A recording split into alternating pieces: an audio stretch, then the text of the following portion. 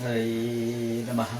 कुंडलीकवरदे हार विठ्ठल श्री ज्ञानदेव तुकाराम पंढरीनाथ महाराज की जय. ज्ञानेश्वरी या श्रीमद भगवद्गीतेच्या भाष्यामध्ये माऊली आपणासमोर युद्धाचं जे वर्णन उभं करतायत ते अत्यंत रोमहर्षक अशा स्वरूपाचे आणि यामध्ये भीष्म हे पितामह आहे. दुर्योधन आपल्या सर्व सैन्याकडे एकदा पाहतो, सैन्य दळाकडे पाहतो आणि आपलं सैन्य दल आणि जे भीष्माच्या अधिपत्याखाली लढतंय त्यासाठी अपर्याप्तम असा शब्द गीतेने वापरलेला आहे. आणि दुर्योधन देखील पाहताना म्हणतो की हे आधीच समुद्र पाही तेथ दुवाडपण कवणा नाही. समुद्रासारखं अत्यंत विशाल पसरलेलं आणि त्यामध्ये बडवा नळ जर समुद्रामध्ये निर्माण झाला तर तो जसा भयानक दिसू लागतो तशा प्रकारचं प्रचंड सैन्य दुर्योधनाच्या दृष्टीस पडतं. आणि इकडे भीष्म हे कौरवांच्या सैन्याचं रक्षण करणारे सेनापती आहेत, तर दुसरीकडे भीम हा पांडवांचं सैन्य रक्षण करणार आहे. आणि बलम भीमाभिरक्षितम या गीतेच्या श्लोकामध्ये पर्याप्तम असा शब्द वापरलाय. वास्तविक अपर्याप्तम आणि पर्याप्तम, अपर्याप्तम शब्दाला माऊलींनी अर्थ देताना अमर्याद असा अर्थ दिलेला आहे. तो बरोबरच आहे, पण पर्याप्तम या शब्दामध्ये अनेक दुसरे अर्थ दडलेले आहेत. कारण पर्याप्त याचा अर्थ पुरेसं असा सुद्धा होतो आणि अपुरं असा सुद्धा होतो. आणि इथे दुर्योधनाच्या दृष्टीने हे पाहत असल्यामुळे माऊली शब्द वापरतात की हे पांडव सैन्य किर थोडे. पांडव सैन्य तर काहीच नाही, 7 अक्षौहिणी पांडवांचं सैन्य आणि 11 अक्षौहिणी कौरवांचं सैन्य. तेव्हा इथे जरी पर्याप्तम शब्द असला तरी तो मोठ्या सूक्ष्मतेने गीतेने वापरलाय. पर्याप्तम म्हणजे पुरेसं असा अर्थ आहे, अपुरं असं नाही. पण दुर्योधनाला ते अपुरं वाटतं आणि म्हणून माऊली थोडे शब्द वापरतात. वरचेनी पाडे दिसत असे वरी भीमसेन बेंतू तो झाला असे सेना नातू ऐसे बोलवणे हे मातू सांडले तेने. आणि मग या ठिकाणी अर्जुन आणि कृष्ण यांचा संवाद सुरू होतो. अर्जुन श्रीकृष्णाला आपला रथ दोन्ही सैन्यांच्या मध्ये उभं करायला सांगतो आणि इकडे शंखनाद होतो, जो युद्धाचा प्रारंभ म्हणजे शंखनाद. आणि पांचजन्य ऋषिकेशो देवदत्तन धनंजया. आता शंखनाद झालेले. श्रीकृष्णाने आपला पांचजन्य शंख फुंकलाय. देवदत्त शंख धनंजयाने म्हणजे अर्जुनाने अर्जुनाने वाजवला, फुंकला. आणि पौंड्रम दद्मो महाशंख भीमकर्मा दृगोदरा. प्रत्येक जण प्रत्येक वीर आपापला शंख फुंकतोय. आणि यामध्ये अनंतम विजयम राजा कुंतीपुत्र युधिष्ठिरा. या ठिकाणी युधिष्ठिर त्याचप्रमाणे नकुल सहदेव हे सगळे समोर दिसत आहेत, युद्धासाठी सज्ज झालेले आहेत. आणि या वेळेला आता तेथे बळे प्रौढीपुरते जे महारथी वीर होते. आता या ठिकाणी युद्ध सुरू झालेलं आहे असं माऊली सूचित करतायत. तेथ बाणवरी धनुर्धर वर्षताती निरंतर. बाणाचा पाऊस पडलेला आहे, पाऊस सुरू झालेला आहे. आणि हे पाहताना अर्जुन हा गर्भगळीत होतो. इथे एकदम नाट्यपूर्ण घटना घडते. सेनयोर उभयोर मध्ये रथम स्थापयमेच्युत. अर्जुनाच्या तोंडी ही भाषा गीता वापरते. आणि ज्ञानदेव देखील म्हणतात की अर्जुन हा दोन्ही सैन्यांच्या मध्ये रथ उभा कर असं म्हणून पाहिल्याबरोबर श्रीकृष्ण रथ उभे करतात आणि त्याला आपले सगळे आजूबाजूचे गुरु द्रोण दिसतायत, भीष्माचार्य दिसतायत त्याचप्रमाणे आपले गोत्र जे दिसत आहेत, ज्यांच्यावर आपण उपकार केले ते दिसत आहेत, ज्यांनी आपल्यावर उपकार केले ते सगळे दिसत आहेत. इष्टमित्र आपुले कुमरजन देखले, हे सकळ सती आले तया माझी. लहान मोठे सगळे अगदी जवळचे हे सर्व समोर दिसत आहेत. आणि कृपया परयाविष्टो विषदीन निदम अब्रवीत, विषदन निदम अब्रवीत, विषीदन निदम अब्रवीत. विषाद, याला अर्जुनाचा विषाद योग असं नाव गीतेने दिलेलं आहे. विषाद निर्माण झाला. आता विषाद म्हणजे काय? या ठिकाणी एक मानसिक अवस्था माऊली कशी व्यक्त करतात, किती वेगवेगळ्या पद्धतीने प्रगट करतात ते आपण लक्षात घेतलं पाहिजे.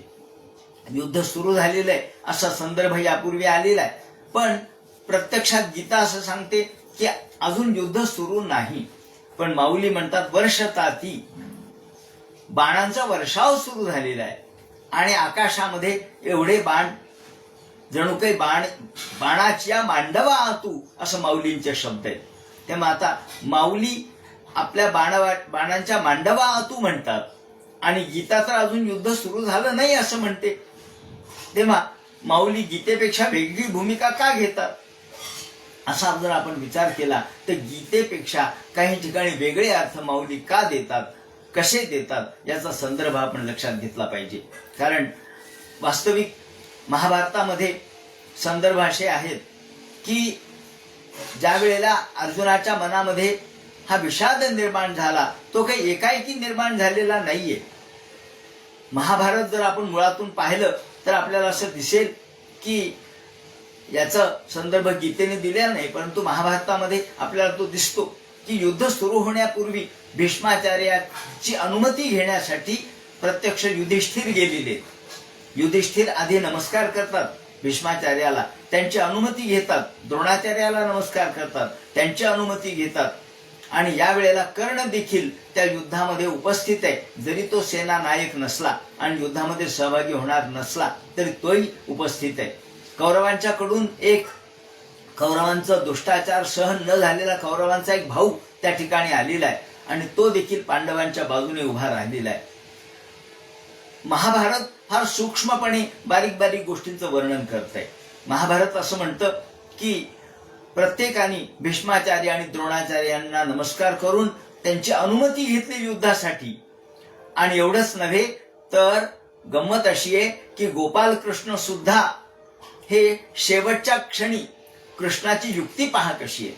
कृष्णाने शेवटच्या क्षणी कर्णाकडे जाऊन कर्णाच्या मनामध्ये भेद निर्माण केलेला आहे आणि कर्णाला त्यांनी सांगितलं, म्हणजे शेवटच्या क्षणापर्यंत कर्ण आपल्या बाजूनी कसा यावा किंवा कसा येईल याचा प्रयत्न श्रीकृष्णाने केलेला आहे. महाभारत सांगतं की कर्णाकडे कृष्ण गेले आणि कर्णाला म्हणाले की कर्णा, तू जरी आता युद्धामध्ये भीष्माचार्य असल्यामुळे सहभागी होणार नसला तरी तू पांडवांच्या बाजूने तोपर्यंत युद्ध कर जोपर्यंत भीष्माचार्य पडत नाहीत.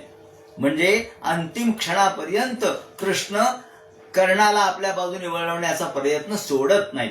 ही इतकी सूक्ष्म गोष्ट आहे. अर्थात गीतेमध्ये त्याचा उल्लेख नाहीये आणि म्हणून माऊलीने त्याचा उल्लेख केलेला नाही, पण ही गोष्ट आपण युक्ती म्हणून किंवा एक युद्धतंत्र म्हणून समजून घेतली पाहिजे. आणि मग या वेळेला अर्जुनाच्या मनामध्ये विषीदन निदम अब्रवीत, तो विषाद निर्माण झाला आणि तो बोलू लागला. आता हा विषाद जेव्हा निर्माण झाला त्याचं कारण श्रीकृष्णच आहे. कारण श्रीकृष्णाने त्याला अशा पद्धतीने या दोघांच्या मध्ये उभं केलंय की त्याला हे सगळे त्याचे गोत्रशी दिसावेत. आणि सर्वान बंधू नवस्थितान, हे कौंतेया पहा, तुझे सगळे भाऊ या ठिकाणी उपस्थित आहेत. तुझे सगळे साथी संबंधी, गुरु, हे सगळे आचार्य, मातुल, भ्रातृपुत्र हे सगळे तुझे उपस्थित आहेत. आणि त्याच्या समोर उभं केल्यानंतर आपोआपच सुरज जनसाहसरे, हे सगळे सुहृद पाहिले, आपले भावाचे मुलं पाहिले. आणि मग मात्र त्याच्या अंतःकरणामध्ये जया उपकार होते केले का आपदी जे राखिले, ज्यांच्यावर उपकार आपण केले किंवा ज्यांना आपण आपदापासून ज्यांना वाचवलं किंवा ज्यांनी आपल्याला वेगवेगळ्या संकटातून वाचवलं ते सगळे वडील धाकुले, सगळे वडीलही आहेत आणि धाकतेही आहेत, असे सगळे माझ्या समोर उभे आहेत. आणि ऐसे गोत्राची दोही दळी उदित झाले असे कळी, हे अर्जुने ती वेळी अवलोकिले. या ठिकाणी माऊली म्हणतात की हे क्षणात एकदम मनामध्ये बदल झाला आणि मग मन गजबजून उठलं. गजबज शब्द कसा वापरलाय, तेथ मनी गहजब जाहली, गहजब झालं. आज आपण हिंदी शब्द वापरतो गहजब, पण तो मराठी रूपामध्ये माऊलींनी वापरलाय गहजब जाहली, गजबजून उठला. आणि मग मात्र कृपा अंतःकरणामध्ये, करुणा अंतःकरणामध्ये दया, दयार्द्रता, करुणार्द्रता, सगळ्याच ज्या कोमल भावनांचा एक संकुल या ठिकाणी निर्माण झाला. आणि आता माऊलींनी शब्द काय वापरलाय पहा, तेने अपमाने निघाली वीरवृत्ती, अपमाने निघाली वीरवृत्ती. तर वीरवृत्तीचा अपमान झाला.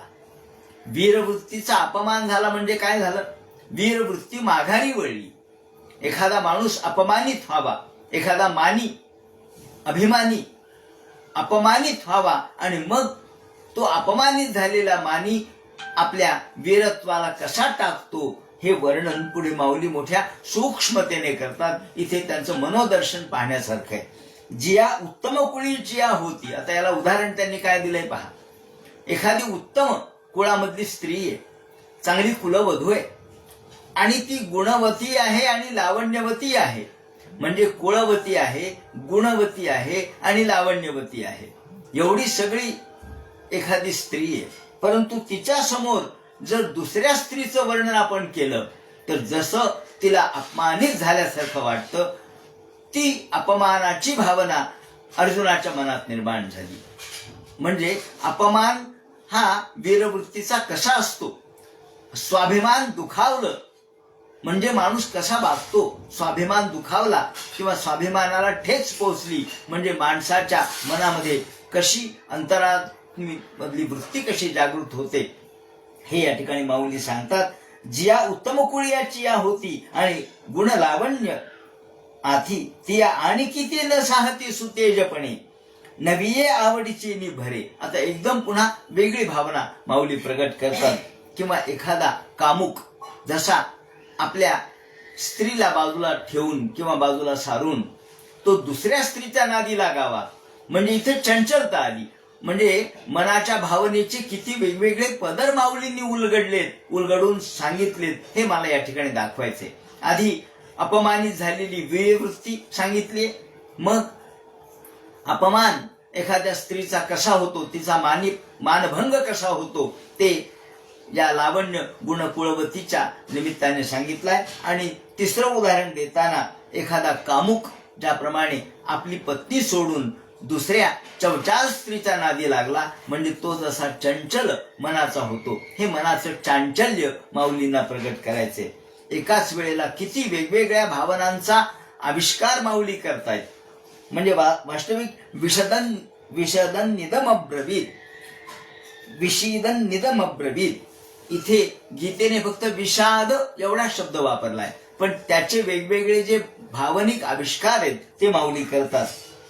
आणि मग तिसऱ्या वेळेला की तपोबळे वृद्धी, एखाद्या तपामध्ये तप प्राप्त करून एखाद्याने रिद्धिसिद्धी प्राप्त केल्या की मग त्याला रिद्धिसिद्धीच्याच मागे तो लागतो आणि विरक्त वृत्ती बाजूला होते. म्हणून आपण म्हणतो योग जरी आपण साधना केली तरी कोणत्याही सिद्धीच्या मागे धावू नये, कारण तेवढ्या सिद्धीमुळे आपल्याला केवळ आपल्या मनाच्या इच्छा परिपूर्ण करायचा जो मनामध्ये इच्छा निर्माण होते किंवा हौस मनामध्ये येते आणि मग मूळ जी योग साधना आहे, विरक्तता आहे, ती बाजूला पडते. तेव्हा एखादा योग सिद्धीपर्यंत गेलेला योग भ्रष्टोभिजायते, योग भ्रष्ट कसा होतो हे या ठिकाणी सांगितलंय.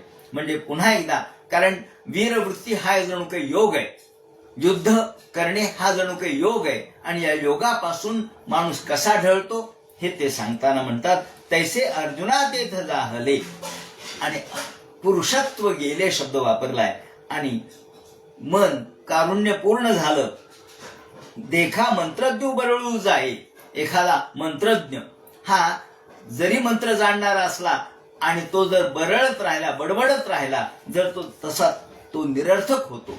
कारण ज्याच्या अंगामध्ये संचार होतो तो बडबडत राहतो. हा संचार कशाचा झालाय? तो पापवृत्तीचा, किंवा ज्याला आपण ज्या चंचल वृत्तीचा असं म्हणू.